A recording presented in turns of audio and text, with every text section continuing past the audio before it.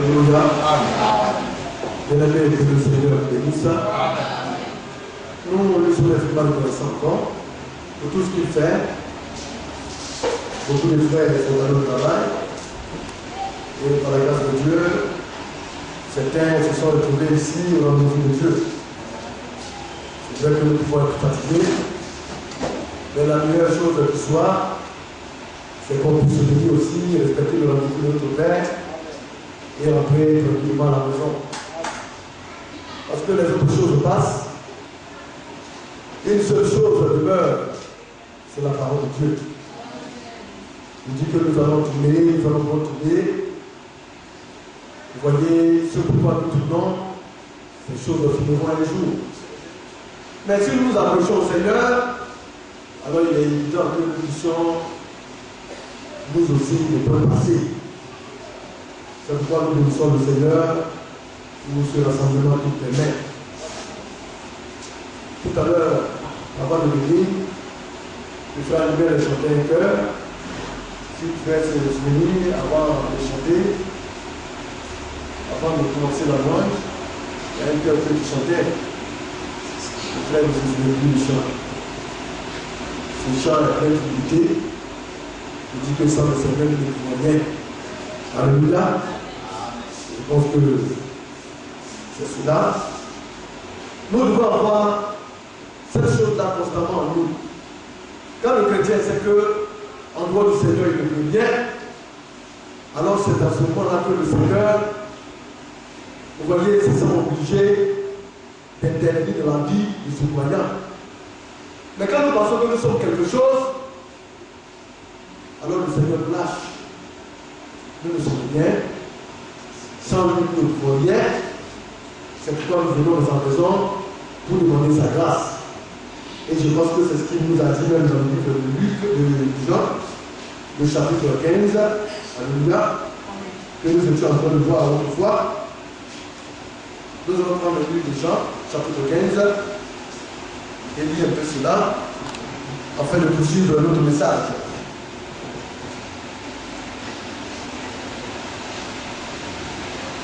Jean chapitre 15. Je vais lire la parole. Je suis le verset et mon Père est le vigneron. Tout sarment qui est en moi et qui ne porte pas de fruit, il le retranche. Et tout sarment qui porte du fruit, il le monde, afin qu'il porte encore plus de fruits. Déjà, vous êtes purs à cause de la parole que je vous ai annoncée. Demeurez en moi, et je demeurerai en vous. Comme le sarment ne peut de lui-même porter du fruit, s'il ne demeure attaché au cep, et si vous le pouvez, vous ne le pouvez pas non plus, si vous ne demeurez en moi. Je suis le cep, vous êtes les sarments. Celui qui demeure en moi, et en qui je demeure, porte beaucoup de fruits, car sans moi, vous ne pouvez rien. Alors, quand nous écoutons ces paroles, vous voyez, nous nous sentons tellement concernés par cela. Parce que cette parole est pleine de vérité. Le croyant, un machin, arrivé à un point, il s'arrête et puis il fait le point. Et quand il apprécie, il finit par comprendre que lui-même, son essence, c'est Dieu qui le fait. Que sans le Seigneur, il ne peut rien. Sans le Seigneur bien-aimé, nous ne sommes rien. Et puis nous ne pouvons rien. Et ça, il nous faudrait le comprendre. Donc la dernière fois, quand nous étions en train de voir, nous avons parlé de deux choses. Ça, nous sommes tous d'accord que ces deux choses-là sont réelles. D'une part, il y a les enfants de Satan qui sont nés du diable, du malin, mais qui sont vus et suivis par Dieu tout seul. Vous dites que les enfants de l'hiver, que l'hiver existe, que les enfants du diable existent. Et ça, nous le savons. Maintenant, la meilleure manière de reconnaître un véritable enfant de Dieu, de celui-là qui n'est pas du diable, c'est qu'il puisse aimer la parole de Dieu. Quand on parle de parole du Seigneur, ce dernier-là doit pouvoir se disposer et s'approcher de toutes ses forces à la parole de Dieu. C'est la seule chose qui peut amener quelqu'un à dire qu'il n'est pas du diable. Mais, d'une autre part aussi, c'est là aussi que c'est dangereux. Quelqu'un peut ne pas venir dans le Seigneur, il peut traîner dans le monde jusqu'à un certain moment, puisqu'il est de Dieu, il finira par accepter le Seigneur au dernier moment et il finira par partir. Et cela, on les appelle les croyants de la dernière heure. Mais allons-nous nous comporter de la sorte? Oui, il y en a qui disent non, mais quand tu es de Dieu, tu ne peux pas te perdre. Mais ce n'est pas une fausseté en soi, hein? C'est une vérité. Mais qui sait si tu n'as pas te perdre, tu peux pas te perdre. Alors le Seigneur, pour corriger ces choses-là, a dit bien, quand même qu'il y a des enfants du diable, mais aussi un enfant de Dieu, s'il ne prend garde, il peut être retranché. Et c'est là que la crainte vient.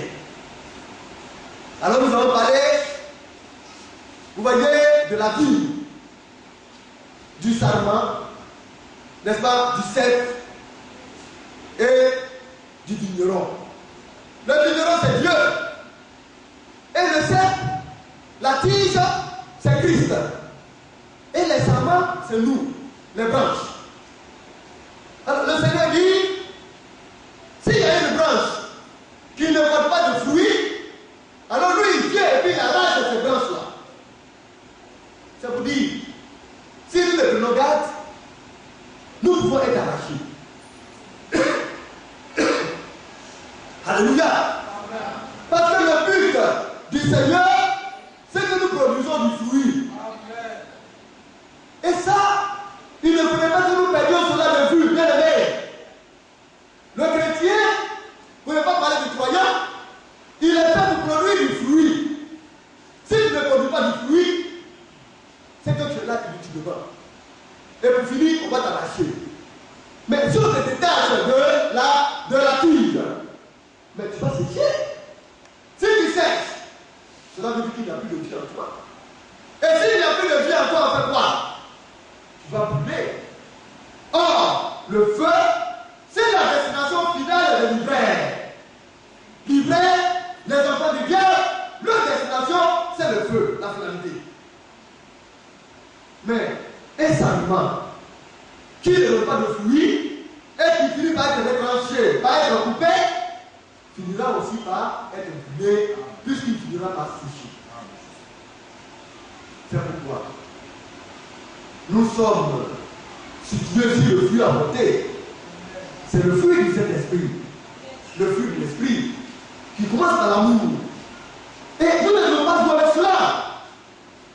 Quand on dit qu'on se prépare, ça sera qu'on se prépare, bien aimé. Oui, je ne prépare parce que, comme on le dit, mon frère Dieu, je ne veux pas parce que je vais venir voir mon bien-aimé. Mais non, je viens parce que j'ai besoin de quelque chose. Parce que je veux voir quelque chose dans ma vie. Le fruit qu'un chrétien doit porter est essentiel. Et le fruit commence par l'amour. Ensuite, la joie, la paix, la patience, la bénédiction, le fait de vouloir le bien de ton frère. Alléluia. La tempérance, la maîtrise de soi. Et c'est ce que les chrétiens doivent avoir. Et quand on a cela, alors c'est dans ce moment-là que d'autres personnes pourront jouir de nous. Parce que quand on a un fruit, le fruit est fait pour être consommé. Mais un arbre ne produit pas du fruit pour lui, mais il produit le fruit pour son propriétaire. Et s'il produit le fruit pour son propriétaire en vend et le monde entier en jouit. Ça veut dire, quand on est croyant, tous ceux qui sont autour de nous doivent pouvoir jouir de notre fruit. Alors le Seigneur, il s'attend à cela. Et il dit, pour ceux-là qui portent du fruit, il les entretient. Mais c'est parce que nous pensons que nous portons du fruit, c'est pourquoi nous sommes dans la maison de Dieu. Là, Dieu nous entretient. Il prend soin de nous. S'il y a un petit esprit quelconque qui peut essayer de nous nuire, Dieu le met, vous voyez, en dehors des tas de nuire. Il peut avoir un petit verre, une feuille morte, ou une petite fleur se sèche. Dieu enlève cela. Les petits démons qui essayent de nous nuire, Dieu essaye de nous éviter cela. Et il prend soin de nous. Il nous taille. Il nous entretient. Alléluia. Et il dit, demeurez des montagnes attachées à moi. Nous devons nous accrocher à la tige. Alléluia. Vous voyez, c'est le sel. C'est de là que nous trouvons, vous voyez, comment on appelle ça, la nourriture, la sève bénéficiaire. Nous devons nous attacher à lui. Mais le sel de la seule église, ça aide que nous sommes connectés. Puisque c'est Christ même qui fait, qui est, comme on appelle ça, la tête de l'église. Et l'église est son corps. La tige, là, c'est tout le corps, là, ça. Chacun s'y a agripé. Alléluia. Amen. Et là maintenant, il a donné le présent. Il prend la nature et il nous enseigne. Alors il parle maintenant de l'unité. Alléluia. Et dans cela, il y a des mystères qui nous sont révélés. Mais, c'est vrai que ce sont des mystères. Mais le Seigneur nous révèle un mystère. Un mystère qui va être su par tout le monde. Un mystère qui va être compris par tous. Parce que c'est pour nous qu'il a révélé cela à son serviteur, l'apôtre Paul, qui est, comme on le dit, l'apôtre de tous les païens. Nous allons prendre le livre de Romains, le chapitre 11.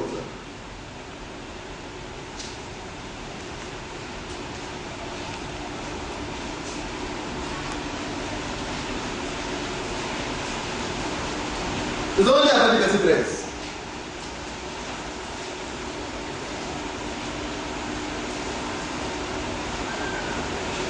Mais ce que je voudrais aussi qu'on sache, c'est vrai que quand nous venons, souvent les hommes parlent. Viens Jésus, tu seras sauvé. Nous allons accepter le Seigneur pour être sauvés. Bien aimé, en réalité, on n'a pas ça. Nous, là, c'est l'élection, regarde. Sauvé, là. Nous, on est déjà sauvés. Ce n'est pas par prétention, mais par orgueil que je dis cela. Amen.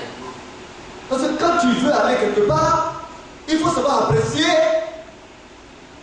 comme on le dit, les différentes étapes dans lesquelles tu es. Il faut regarder la dimension à laquelle tu veux atteindre. Sauver, les dénominations aussi, eux qui seront sauvés. Oui. Et Dieu sauvera qui voudra. Il y a des musulmans qui feront de bien et le Seigneur dans sa présence se dira, bon, toi tu pourras être sauvé. Parce que tu as fait ta bien. Le messager a parlé de tout ça. Cela y aide la souveraineté de Dieu. Mais pour être certainement sauvé, il faut croire en Jésus-Christ. Il faut l'accepter. Alors il y a beaucoup qui sont appelés à être sauvés. Mais quand à l'élection, c'est une minorité qui parle. Et c'est à cela que nous prêtons attention. C'est sur cela que nos regards sont tournés. Oui, l'élection. Tous ne sont pas élus. Alors les règles de l'élection sont données. Pour faire partie de l'élection, il faudrait que tu saches qu'il y a un message qui a été donné pour le temps dans lequel nous sommes. D'abord, il faut le savoir. Maintenant, quand tu le sais, en ce moment-là, tu es situé qu'il y a 5 folles, 5 vieilles qui sont folles et 5 vieilles qui sont sages. Et qu'est-ce que tu dois faire? C'est de te battre pour être sage. Amen. Donc, pour dire le message est divisé en deux. Il y a deux groupes. Il y a un groupe qui est appelé à monter. Et il y a un autre groupe qui est appelé à donner des réalités, des difficultés qui vont s'opérer pendant la période de la domination. Maintenant, si c'est fort et que tu meurs, on va te mettre dans le panier des sauvés simplement. Tu vas attendre le jugement dernier. Oui. Parce qu'il y en a qui sont fous. Ils jouent avec leur salut. Ils prennent dans la légère. C'est la grâce que le Seigneur nous donne. D'être dans un message qui ne peut pas le dire dans l'enlèvement. Et il y en a qui ne perçoivent pas le sens même du message. Il y en a qui pensent que quand on est dans le message, on a une autre découverte. On a une autre Bible, une autre manière de voir. Mais non! La Bible est, demeure et restera toujours la parole de Dieu. Amen. Vous ne pouvez pas entendre un message qui va vous déconnecter de la parole de Dieu de la Bible. Ce n'est pas possible. Un véritable message a sa véracité dans la pleine parole de Dieu. Donc le message ramène à la parole de Dieu. Et si la parole, la révélation du message, ouvre les yeux à la révélation de Dieu. Amen. Et c'est ce qui rend sage. Amen. C'est la révélation de Dieu qui donne la sagesse. Amen. Mais quand on se lève et quand on prend le message de toi à travers, alors Dieu dit, on est dans le message, mais on est fou. On est une vieille, mais on est folle. C'est quoi le conférence? Alléluia. Amen. C'est pourquoi je voudrais qu'on lise Romains le chapitre 11 à partir du verset 8. J'ai voulu qu'on commence au verset 13. Et nous allons commencer au verset 8. Il faut quelque chose. Oui, frère.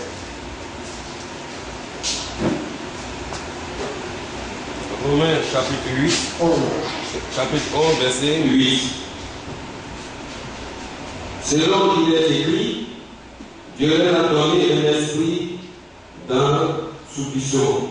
Vous mettez Romains 11, verset 8. Selon qu'il est écrit. Maintenant, verset 6. Oh. Alléluia. Vous voyez dans la version. Quoi donc? Ce qu'Israël cherche, il ne l'a pas obtenu. Verset 7. Alléluia. C'est cela à nous. Le verset 7. Oui. Verset 7. Oui. Quoi donc? Ce qu'Israël cherche, Oui. il ne l'a pas obtenu. Il ne l'a pas obtenu. Mais les élus l'ont obtenu, Oui. tandis que les autres ont été endurcis. Mais les élus l'ont obtenu. Tandis que les autres ont été endurcis. Le Seigneur venait à passer la parole, il ne parlait pas de sauver. Alors quand le Seigneur parle en relation avec Israël, il parle de l'élection. Jésus est venu pour sauver tout le monde, hein? Beaucoup d'hommes. Mais beaucoup ne sont pas élus. Alors ce mystère-là, ce mystère, c'est les élus qui les comprendront. Oui, frère. Au verset 8. Nous lisons, oui. Selon qu'il est écrit, Dieu leur a donné un esprit d'assouplissement, des yeux pour les point voir et des oreilles pour les point entendre, jusqu'à ce jour. Et David dit. Donc, Dieu lui a donné un esprit d'assouplissement. Pour lui, pour voir, pour comprendre, cela est lié à la parole. Il faut écouter. Il faut admirer. Mais si tu ne veux pas écouter, si tu ne veux pas au sérieux la parole de Dieu, tu ne verras rien et tu ne comprendras rien. Amen. Pour dire que l'élection d'Israël était liée à la parole de Dieu. Oui, frère, nous continuons. Que leur table soit pour eux un piège, un filet, une occasion de chute et une rétribution. Que leurs yeux soient obscurcis pour les points voir et tiennent leur dos continuellement courbé. Donc, leurs yeux, ils regardent, ils lisent, mais ils ne voient rien. Le Messie était venu, hein? Ils ont lu, ils ont fait des recherches, ils ont analysé, ils ont eu des docteurs. Vous voyez, j'ai lu des écrits, des écrits qui ont sondé les profondeurs des écrits. Mais tu peux les apprendre par cœur, comme nos frères les marabouts et les petits marabouts, les petits, comme on appelle ça, musulmans de foi, récitant le Coran. Oui, tu peux les connaître par cœur. Et Israël aussi le faisait. Ils apprenaient par cœur. des tests bibliques. Mais tu peux connaître tout ça par cœur et puis ne rien voir. C'est vrai que tu les récites, mais le tableau est noir pour toi. Il ne suffit pas seulement de lire, mais il faut voir ce que tu lis. Il faudrait que l'Esprit de Dieu t'amène à voir et à comprendre ce qui se passe.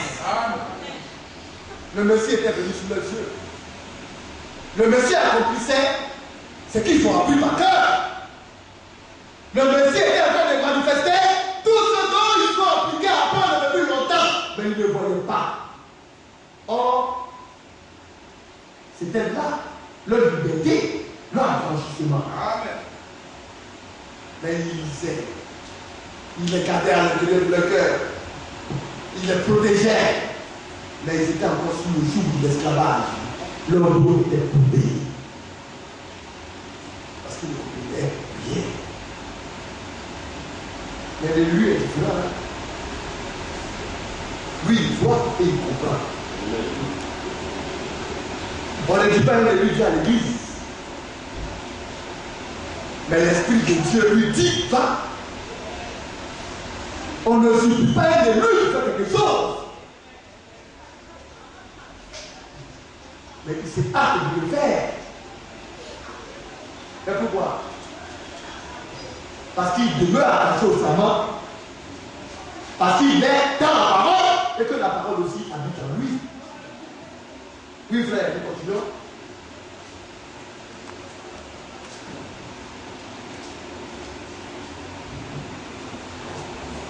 Verset 11.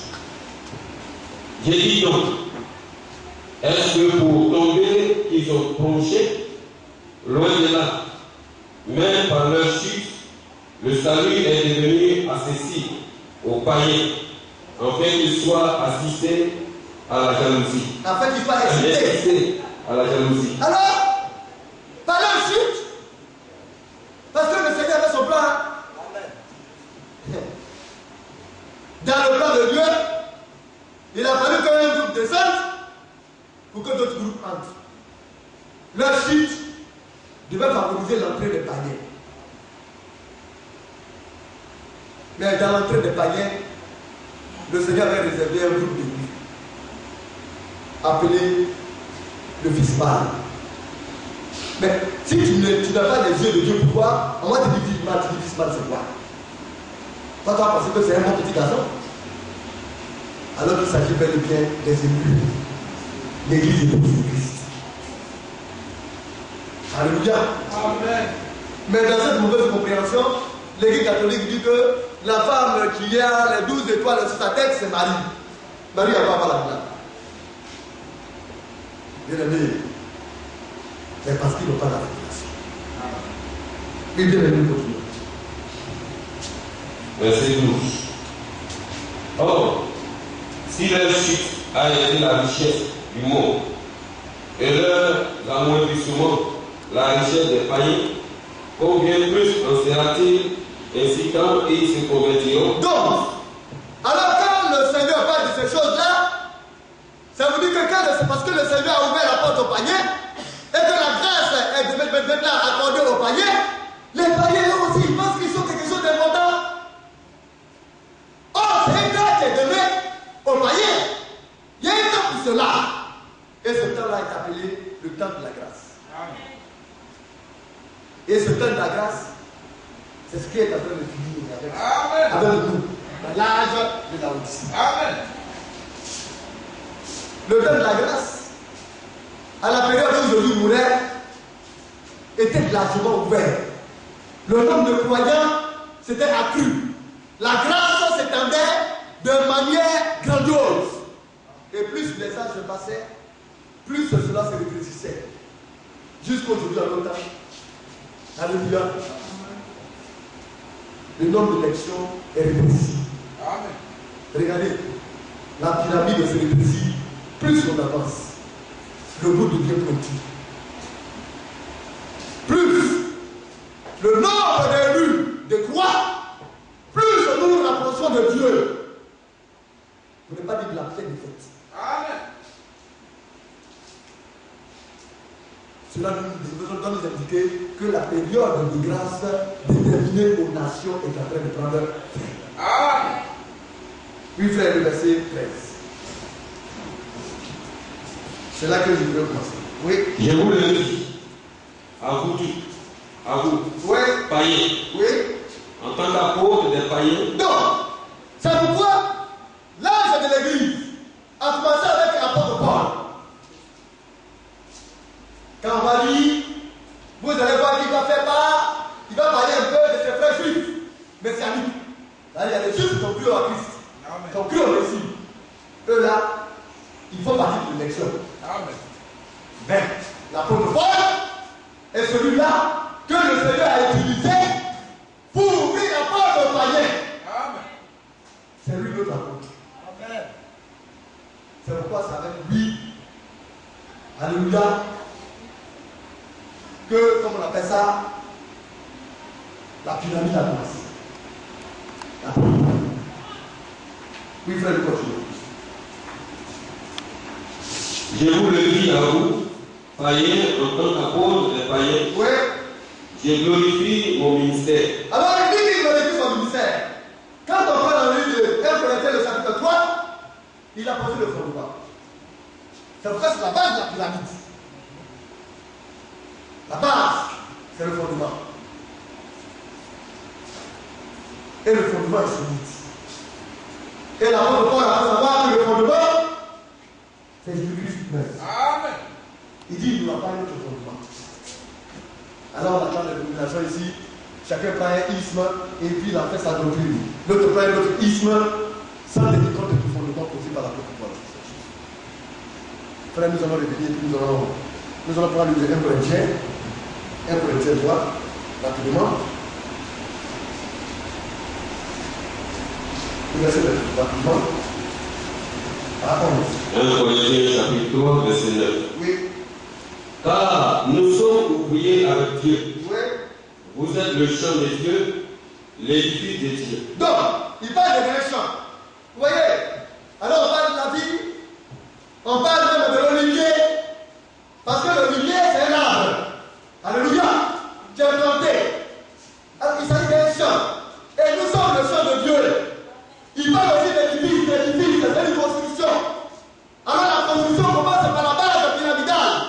Et on ajoute, alléluia, des pièces à chaque étape jusqu'à ce que la pyramide soit forgée. Alléluia.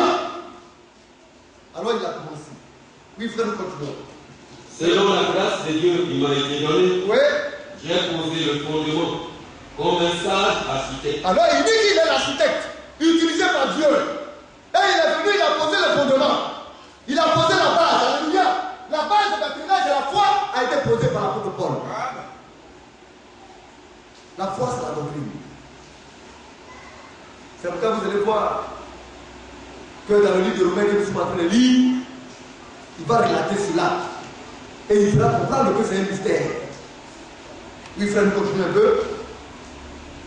J'ai posé le fondement comme un sage architecte. Oui. Et un autre bâtit dessus. Oui. Mais que chacun prenne garde à la manière dont il bâtit dessus. Donc il a posé le fondement. Un autre vient bâtir là-dessus. Alors après lui, il est venu bâtir là-dessus. Après il est c'est Colomba, Martin Luther, John Wesley, et à la fin, notre élite, le frère William Branham. Ils ont bâti là-dessus. Amen.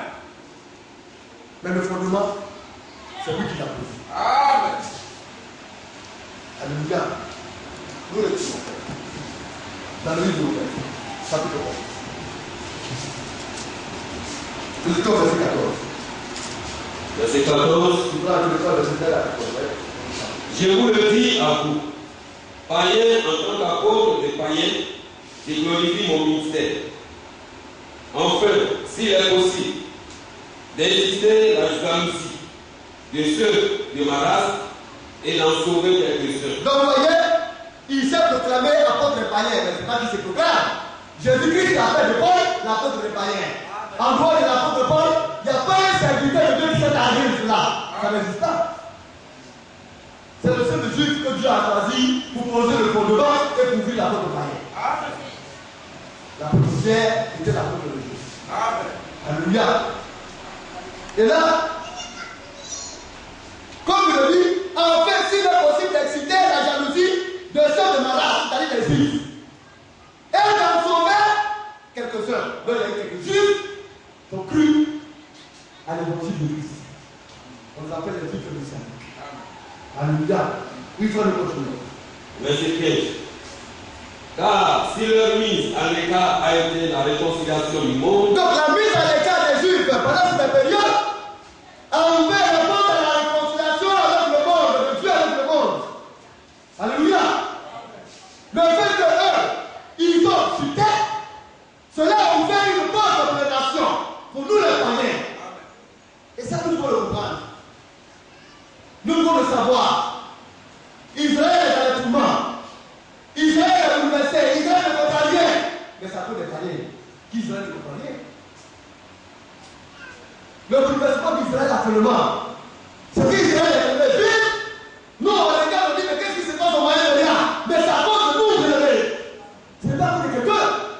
Tant que la totalité de l'Église n'est pas rentrée, alléluia, Israël ne sortira pas de cela. Alors quand nous regardons cela, nous disons qu'ils souffrent. Mais leur souffrance est pour notre famille. Et nous n'allons pas nous lever devant ça. Alléluia. Alors, la mise à l'écart de ceci a été la réconciliation du monde. Que cela est l'intégration. Sinon, le passage de la mort à la vie. Ils vont peut-être être réintégrés. Le rétrécissement de la pyramide nous dit que l'heure est en train de compter. Bientôt, la grâce va quitter les nations par l'Israël. Amen. L'église a atteint son achèvement. Le Seigneur attend à ce que les derniers rentrent et il va fermer la porte de la grâce. Et dans ça, c'est peut-être en train de jouer. Il y a certains qui ne comprennent pas encore que le Père est la sœur. On dit Jésus sauve. Dieu nous aime. On pense que Jésus sauve et Dieu nous aime. C'est pas laisser comme ça pour toujours. Il faut apprendre. Il faut le continuer. Que cela leur est l'intégration, sinon le passage de la mort à la vie. Oui. Or, si les prémices sont saines, la marche est aussi. Si les prémices, là, la base, si les racines de l'arbre sont saines, mais l'arbre se portera bien. Les branches aussi vont se porter bien. Alléluia. Vous dites que normalement les branches doivent se porter bien. Mais Dieu a trouvé bon de retrancher certaines branches. Alléluia. Afin que nous nous entendons. Oui, frère. Et si la racine est saine, les branches le sont aussi. Oui. Mais si quelques-unes des branches ont été retranchées, oui. Et si toi, qui étais un olivier sauvage, nous qui sommes poussés sauvagement dans le monde, parce que l'olivier frère, c'est Dieu et Israël. Mais nous, nous sommes sauvages. Dieu a choisi Israël. Un peuple qu'il a choisi. Un peuple dont il a fait son héritage. Un peuple qu'il a forgé. À qui il a donné des règles et des lois. Un peuple qu'il a disposé. Avec qui il a été. Et puis maintenant le temps vient maintenant, il dit bon, comme c'est moi là pour le trône, je vais retrancher quelques branches. Et puis je vais me promener dans le monde là. Je vais prendre déjà arracher quelques branches des autres religieux sauvages qui sont plantés partout dans le monde des païens. Et puis je vais les greffer sur mon arbre, qui est l'arbre par excellence. Alléluia. C'est l'arbre de l'épouse. L'arbre de Dieu. Alors il est parti. Aujourd'hui nous sommes assis là. On a pris à honorer le message. C'est parce que Dieu nous a coupé quelque part. Et il est venu nous greffer. Amen. Quand tu es assis là, c'est parce qu'on t'a greffé. à l'arbre sur laquelle les Israélites étaient greffés. Nous nous nourrissons de la sève de Dieu. Amen. De la pure parole de Dieu. Nous devons reconnaître le véritable Dieu. Nous devons eu la révélation de ce Dieu et nous nous apprenons sous sa parole. C'est une grâce. Oui, frère, nous continuons. Tu as été greffé à leur place et rendu participant de la racine nourricière de l'olivier. De l'olivier franc. Alors nous participons maintenant au merveille de Dieu, à la grâce de Dieu. Autrefois, c'était Israël contre toutes les nations. Mais regardez l'histoire. La petite patrie d'Israël est demeurée jusqu'à aujourd'hui. Aucune nation n'a vécu Israël. C'est un petit peuple. Ils ont existé de génération en génération. Ils ont traversé le temps pour montrer que le Dieu est le véritable Dieu. Alléluia. Et Dieu les a laissés pour un temps pour s'occuper maintenant de nous les parler. Oui, frère. Ne te glorifie pas aux dépens de ses branches. Alors, nous, église aujourd'hui, de cette manière-là, et entre nous, frères, chacun pense qu'il est important que son frère. Chacun regarde son frère de haut. Parce qu'il ne connaît pas sa position.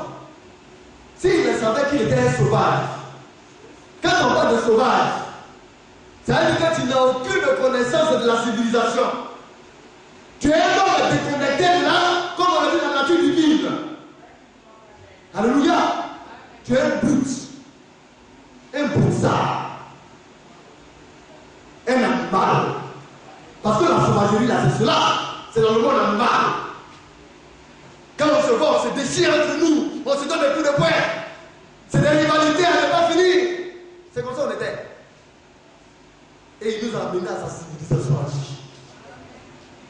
Il nous a amené à sa parole. Maintenant, le sauvage, le broussard, c'est lui qui peut montrer qu'il est civilisé que les autres. C'est parce qu'il ne connaît pas son origine. Parce que s'il savait où il était, il allait rester tranquille. Dans le temps antique, chaque homme connaît son origine. Même aujourd'hui, en Inde, ça existe. Tu peux être millionnaire. Mais quand on fouille ton origine et qu'on découvre qui tu es, on te dit que quand tu es un esclave, même avec tes millions, tu n'arriveras jamais à acheter la classe noble, la noblesse. Et cela se passe jusqu'aujourd'hui. Mais Dieu nous a purifié tout ça. Et il nous a appelés à son sein. Oh, bien aimé. Si nous pouvons comprendre. Oui, frère. Tu diras donc, les branches ont été retranchées afin que moi je sois greffé. Alors les branches ont été retranchées, les pauvres branches, les branches franches. Les enfants d'Israël ont été retranchés afin que moi, comme ça, je sois greffé. Et que je participe à la nature divine. Je participe au merveille de Dieu, à la grâce de Dieu. Si je fais cela, je ne peux même pas lever mes yeux vers le ciel pour dire que je vais regarder le Seigneur. Je ne peux même pas regarder mon frère pour dire que toi aussi. Ou bien, toi comme ça. Parce que je ne peux pas me dire, parce que moi-même, la laissé que je suis bien. Mais c'est lui qui est pour moi. C'est pourquoi les enfants de Dieu ne peuvent pas se donner une autre opinion. Oui. On doit être humble. Tout cela a été relaté là, vous allez le voir. Oui, frère, on continue. Cela est vrai. Elles ont été retranchées pour cause d'incrédulité. Dieu les a endurcis. Il les a aveuglés. Alors ils ne pouvaient pas voir. Ils ont été incrédules. Ils n'ont pas cru au Messie. Alors Dieu les a retranchés. Parce que Dieu les tranche pour les causes. Quand il les a endurcis, il préfère qu'ils aient fait la cause de foi. C'est pour cause d'incrédulité ils ont été incrédules. Parce que Dieu a refusé de leur dire les choses qu'ils voient. Oui, frère. Et toi, tu subsistes par la foi. Alors, toi, tu subsistes maintenant par la foi. Ta foi, c'est quoi? Regardez le premier acte. l'âge de la foi. Le commencement de la bâtisse de Dieu, de l'église, le fondement. La foi. Romains 8, 10. Sans la parole de Dieu, la foi sert à quoi? Alléluia. Alors il dit, c'est quel verset? Le verset 20, c'est ça? Et toi, tu subsistes à la foi. Or la foi vient de ce qu'on attend. Et ce qu'on attend vient de la parole de Christ. Romains 10, 17. Tu peux le lire rapidement? Tu vas un peu en arrière. Alors tu subsistes à la foi. Oui, frère. Et si la foi vient de ce qu'on attend, alors il faut venir pour écouter. Si tu n'écoutes pas, tout le monde voit la foi. Mais tu as écouté quoi? Le Coran? Le Babylone d'Ida? Les Mormons? Tu as écouté quel livre? Il faut la parole de Christ. Voilà d'où l'église est importante. L'église de Christ est importante. Parce que c'est elle qui attire notre foi. Oui, frère. et ce qu'on attend vient de la parole de Dieu. Alors, ce qu'on attend doit venir de la parole de Christ. Amen. Nous allons descendre là, nous revenons au verset 21. Verset 21, Oui. Romains 10. Romains 11. Le verset, je parle du verset 20, on a un peu de temps. Cela est vrai.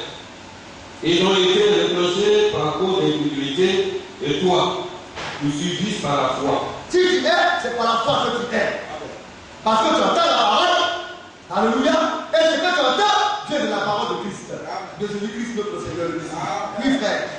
Ne t'abandonne pas à l'orgueil. Alors, mets l'orgueil de côté. L'orgueil, c'est un phénomène dangereux. C'est quelque chose de très terrible et dangereux.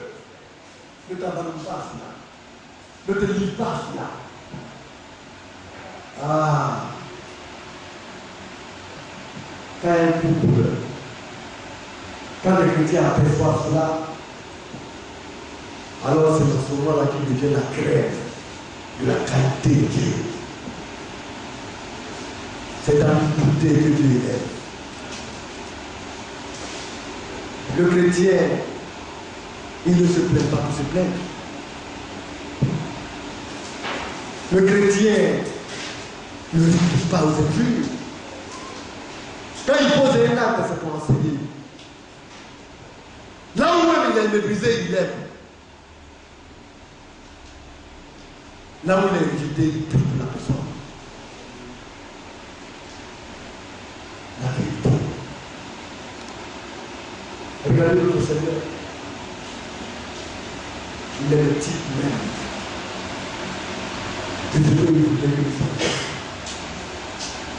Le grand Dieu puissant est mort, qui est défendu, et qui n'a pas regardé son égalité avec Dieu comme une poing arraché. Il s'est humilié comme un simplement. Or, c'était Dieu dans ses épaules. On a craché sur lui. On l'a méprisé. On l'a injurié. Mais il n'a pas répondu à cela. Alléluia. Quand les hommes sont venus l'attraper, et qu'il lui a posé la question, qui c'est chez vous? Ils sont partis tomber. Amen, c'est juste. Il suffit seulement de dire qu'il se passe un peu, puis c'est fini pour eux. Mais il n'était pas venu pour la maison, mais il était venu pour les autres. Oui, frère, on continue.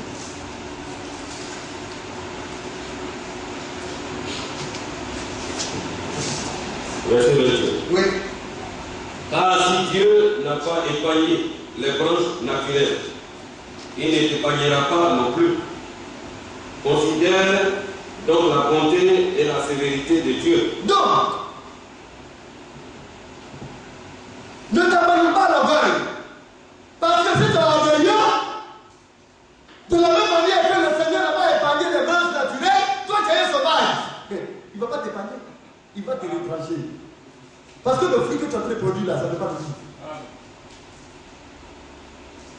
l'orgueil amène à des dérives pas possibles. Il dit, ne t'abandonne pas à l'orgueil. Alléluia. Ne t'abandonne pas à l'orgueil. Il ne faut pas laisser l'orgueil pas te prendre. S'il vient, résiste-lui. Parce que s'il n'a pas épargné les branches naturelles, les vraies branches là sont poussées avec lui, qui sont sorties de lui. S'il n'a pas épargné ces branches là, toi à qui l'orgueil a commencé à venir en toi, il va te déclencher. Amen. Ça ne fait pas peur ça? Moi, je fais ça. Je fais ici. Je suis ça. Sans moi, on ne fait rien. Moi, je bien. Pour le moment, là, si tu fais quelque chose, tu ne comprendras pas. Mais le temps va venir pour toi, tu vas comprendre. Amen. Bien-aimé, appliquons-nous à l'unité. Abandonnons l'orgueil. Oui, frère. Considérez donc la bonté et la sévérité de Dieu. Donc Dieu est bon et puis il a la foi sévère. Ah! Tellement qu'il est bon. Mais la porte il nous a ouvert la porte. Mais il est très sévère. Quand tu ne sais pas d'où tu viens. Oui, frère. Sévérité envers ceux qui sont tombés et bonté de Dieu envers toi. Envers toi. Envers toi et moi. Envers nous. Amen. Pourvu que, oui, frère, si il demeure ferme dans cette bonté. Demeurer ferme. Alléluia. Amen. C'est-à-dire quoi? On rentre dans la bonté, on s'accroche et on résiste. Alléluia. On ne se laisse pas avoir ni distraire. On ne laisse pas quelqu'un venir nous faire sortir de la bonté de Dieu. On résiste. C'est ce qu'on appelle la fermeté. On ne bouge plus. Quand tu as accroché à la branche de Dieu, accroche-toi. Ne te laisse plus distraire. Alléluia. Il faut t'accrocher. Oui, frère, continuons la prière. Autrement, tu seras aussi retranché. Alors, si tu ne t'approches pas de la volonté de Dieu, tu seras retranché. Oui, frère. Et de même, s'ils ne persistent pas dans l'incrédulité, ils seront greffés, car Dieu est puissant pour les greffer de nouveau. En même temps, Dieu leur fait une ouverture pour nous faire le temps arrive pour eux. Quand même il les a suspendus, mais ce n'est pas fini pour eux. Il a arrêté le temps pour Israël pendant ce temps, afin que la totalité des païens, et il va fermer la porte aux païens et reprendre la route avec Israël. Amen. Nous sommes dans la période de la grâce. Le temps de grâce est terminé. Nous sommes à la fin de la période de la grâce qui a été déterminée aux nations. C'est pourquoi nous parlons de la fin de la période de la grâce. Le temps des apôtres là, c'est révolu, c'est trop loin. Nous sommes à la fin, à la Odyssée, à la finalité, au 7e âge. Tout est déjà bouclé. Bientôt, le Seigneur va s'occuper d'Israël. C'est pour quelque temps. Alléluia. Oui, frère, nous finissons rapidement. Car Dieu est puissant pour les greffer de nouveau. Oui.